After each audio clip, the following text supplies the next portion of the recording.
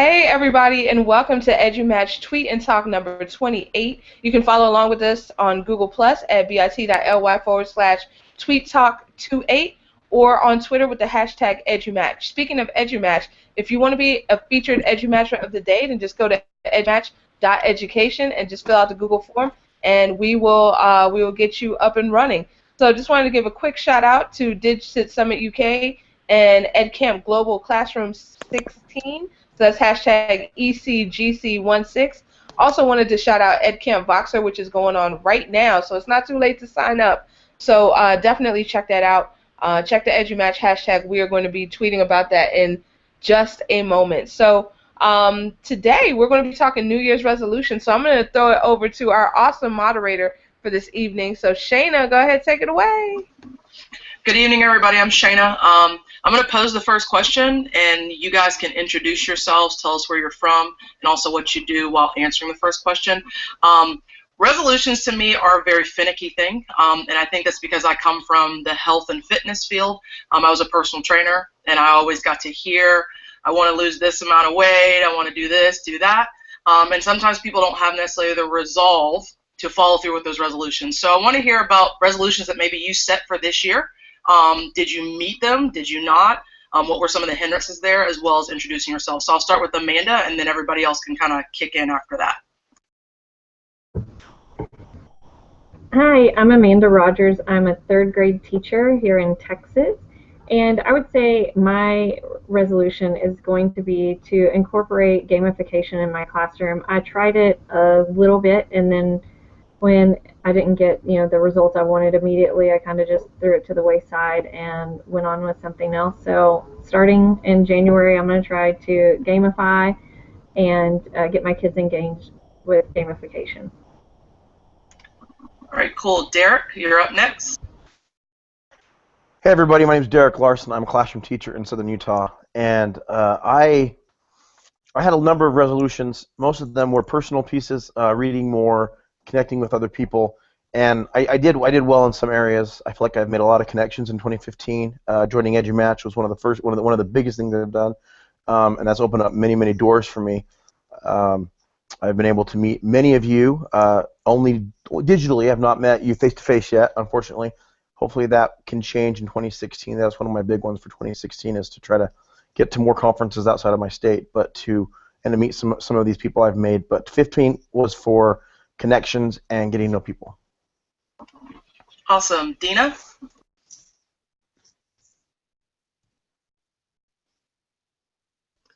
Okay, sorry, this is like my first time working the computer and everything. I'm Dina from New Jersey. I am a math specialist and an instructional coach in a K-2 building. So part of my day is working with students that need intervention. The other part of my day is coaching teachers. So my New Year's resolution is to definitely get into more teachers' classrooms, show them the benefits of connecting through the Twitterverse, and just kind of sharing a lot of the things that I found through Twitter, with the teachers in the classroom. Awesome. Jacqueline, you popped in. Can you hear us? Want to know what is maybe a resolution that you had for this year, and then tell us where you're from and what you do. Hello, I am Jacqueline from Texas. I teach 5th grade in the Weatherford ISD district, and for New Year's resolutions, I'm going to do a book study with my kids, so I'm looking forward to doing that, and it's been on my radar for a couple months, but I just have kind of been slacking on putting it into action, so that's my goal for this upcoming semester. Awesome. Josh? I'm Josh Felice. I'm also from New Jersey. I'm a principal of a junior high school, 7-8 building. My New Year's resolution was a few things.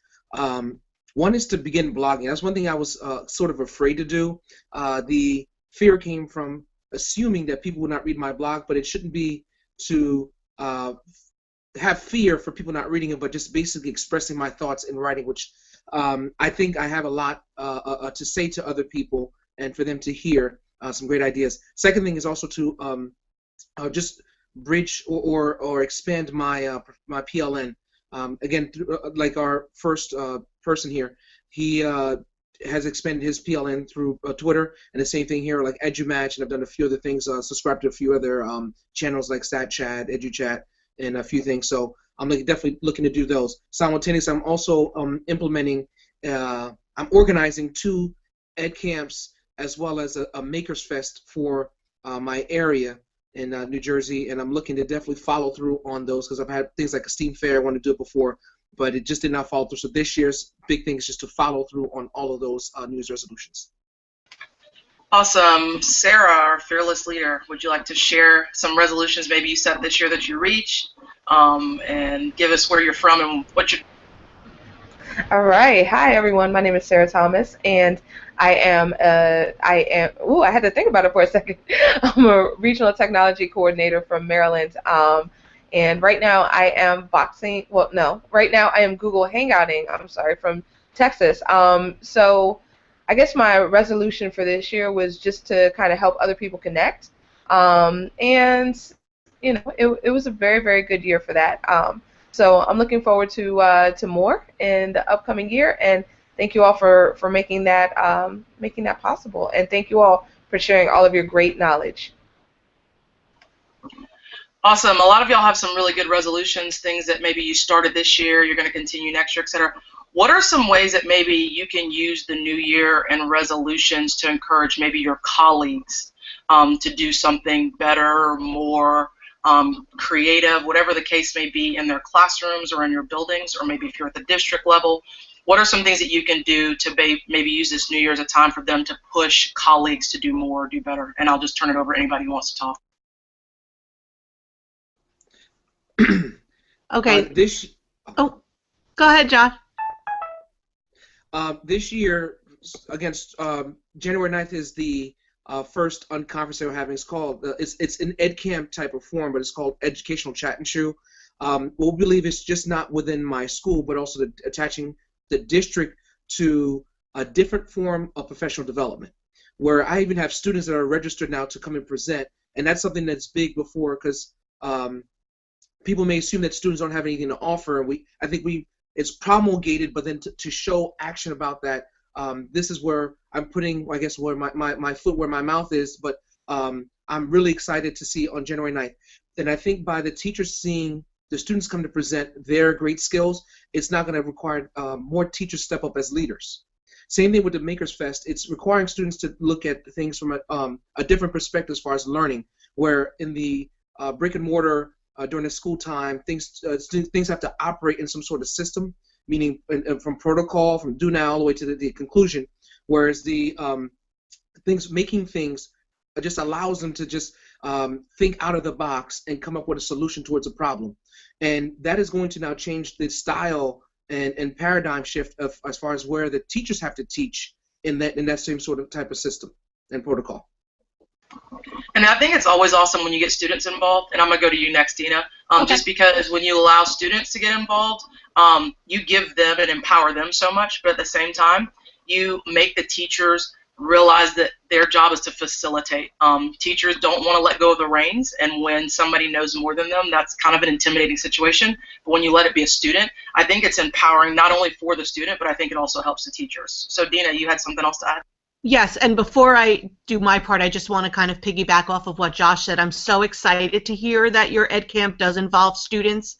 I have to work in the same district that my son is a student in, but a lot of times, like, I love to go to the ed camps, but there's sometimes when, I just ask, like, oh, have students ever gone? And it's always no, it's just for the teachers or just for, like, administrators. And I think it's so powerful to have the students there because they're the ones that, like, a lot of times are using a lot of the programs. So I think that's great that you're starting that. I am also in my K-2 building, like, when I've gone in and modeled different things with different classes, I realized that I might have done it in 1 or 2 classes and not the other classes. So in the new year, we're having like a student ed camp type of thing where the students are going to teach the other students in another class, kind of, and do the different programs that I've done and kind of teach it to, like their matching class. So I'm hoping that that'll be successful. And peer modeling also is huge. Not only students modeling the teachers, but when peers are modeling, it's really powerful, and you kind of create your own little kid leaders, which I think is always great. Derek, you had something to add? Yeah, so I think one of my major professional resolutions for this year is to take better care of myself. Um, I've been struggling a little bit, and through EdCamp Voxer, there's been one of the groups I've been participating in has to do with that and making sure that we're taking care of ourselves.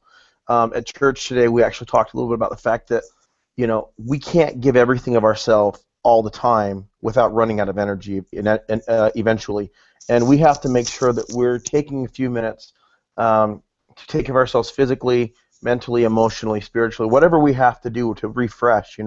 There's a story about I think it was Abraham Lincoln who asked if he was told that if he had so many hours to cut down a tree, he'd spend the first number of hours sharpening his saw, making sure it was very, very well sharpened so that he could do the very best with it. We've got to remember that as educators, we can't give, and not worry about running out of steam. We've got to take some time off a little bit, and I think it definitely falls under professionally because I know for me, I've got some fitness goals I need to take care of that I think will help me in the classroom. I'll be able to go out and have more fun with my kids at recess, keep up with them, and then just in general, like I don't sleep really well at night most nights because I'm up too late, and I've got to make sure that I'm getting more sleep at night so that when I'm in my classroom with my kids, I can give them everything I have to give and not be tired and not be worried about missing things. That's awesome. That was actually going to be my bonus question, but I guess I can just segue to it now because I'm a huge proponent of health and fitness. I've noticed just being in education for 12 years, a lot of teachers do not take very good care of themselves. Like you said, they give and give and give, and they don't realize that when you continue to do that, you eventually are going to hit a brick wall. So are there any of you on the panel going to take some precautions or maybe some challenges yourself health-wise? I know Derek just mentioned a few, to make yourself better physically, maybe mentally, maybe spiritually, maybe emotionally, so you can be the best teacher, educator in your building or in your district.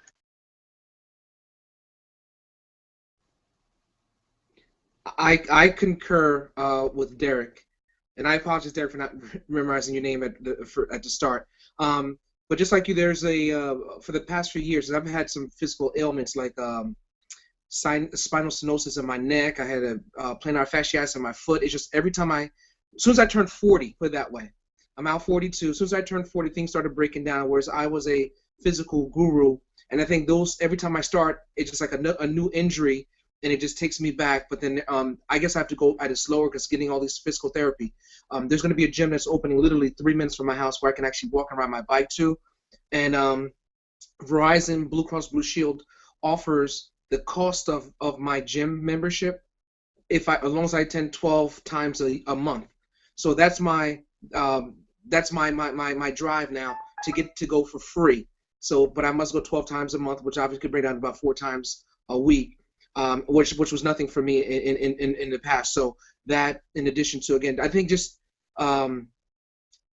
scaling back as much as I can by delegating, and being a principal, I can kind of do that, but I guess the smaller school that you may have, there's less responsibilities that you can do to other people. Just people will step up when they realize that they're giving leadership roles, and that's what I need to do just a better job at. Awesome. Dina, do you have anything? Yep, I think I'm also going to try, with doing stuff at home too. Like my son's a BMX rider, so he's very active, and I can't keep up. So, but I think like using him to that advantage, will help me. But also I want to involve my students in that too. So if we could get up and do like, a brain break or something like to get me moving, as well as the kids, I think it's a benefit to everybody. Completely agree. Well, the last question is this. You guys have put out some really good resolutions and goals. Do you have a resolution that maybe you haven't shared that maybe scares you a little, something that's going to make you get out of your comfort zone this year? I know for me, my big thing is I'm a major introvert. Sarah and I joke about this often. I really rather talk to myself and be in a room by myself and clothed by myself. And so I'm going to make an effort to share more and present at conferences and that type of stuff, because I know that there's knowledge that I can share with other people, but also it gives me a chance to meet other people and learn. So are there any kind of goals that you have or resolutions that maybe scare you a little? That scares me tremendously because as an introvert, being around crowds of people is a freaky thing. But are there any goals that you have that kind of scare you a little? that you're going to kind of reach for in 2016? So one of mine is, like I said earlier, that I love to attend the ed camps. I have never gotten up and presented at one. This last time when I went to one, I think in October, and I spoke about something, and the person made me get in front of the class, and I thought I was going to pass out, like to talk about it. But I feel like I definitely should do that. Like, I've done it like within my own building, within my own district, but it's just like all those faces that I'll probably hardly ever see again, but it's just that, uneasiness of being in front of complete strangers. I'm with you on that one. Derek? Yeah, so I've got something actually. One thing I'd like to do is I'm helped a little bit with the UK Summit, the digital citizenship at the UK Summit, and I'm hoping to be able to find a way to make that happen. I'm working with a couple people. I'm just new to myself, sorry. I'm trying to get myself over there, and that's something that one of my goals is to try to get more involved in even in these communities, and I'd like to find ways to present outside of my district, outside of my state. I've presented all over the state of Utah, but I've not been outside of the state of Utah, and so I'm hoping next month to not only go outside of the state, but go outside of the country, go over to the UK and go present. I know Sarah's going to be there and try to learn from her a little bit, right, face to face. But that's one of my big goals. That and just digital citizenship in general. Help my students to see that they are a bigger part. And I'm one of those that don't really talk about my resolutions a whole lot, but that's one thing I'm hoping to do. Awesome. Josh, do you have a big scary resolution? Again, the blogging. I have a lot to say. I've written for my dissertation hundreds of pages anyway, but I think getting out there for the public to see and hear, as well as just build a digital citizenship of my staff, because the students want it and need it. But it starts with me as far as modeling that expectation. I think I've done that. Get the school on Twitter, get the Google, the Google address. We have a YouTube channel. We have a Facebook page, and they're scared of even sometimes posting things because they're like, I don't want the kids to get my address or ID. And I'm like, we got to start somewhere, even if it create a fake account, but just getting them comfortable doing it. Because the thing is, I want the world to know the story about my school, but it starts with me and then modeling for them to do the same for the kids. All right. Well, thank you all so much for this great conversation. Thank you so much, Shana, for moderating it and just being awesome. And thank you to Josh. Thank you to Dina. Thank you to Derek. Thank you to Amanda and to Jacqueline, who jumped in as well, for their insight on the topic. So next week we're going to be talking teacher buy-in for technology.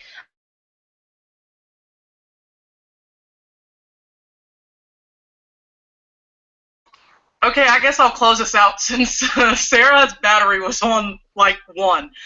So basically next week is teacher buy-in for technology. We also have the EduMatch Bladathon, which is going to be on the 30th, right at the conclusion of Ed Camp Boxer. Ed Camp Boxer is still going on. It's going on until the 30th at noon. So feel free to jump in. Great chance to increase your PLN, get some PD in your pajamas with some hot cocoa. But thank you for joining us, and hopefully everybody has a great evening. Bye, everybody. Thank you. Take See care. you guys. Take care. Pleasure meeting you, Derek. Pleasure. Bye. Nice meeting everybody. Have a good one. All right.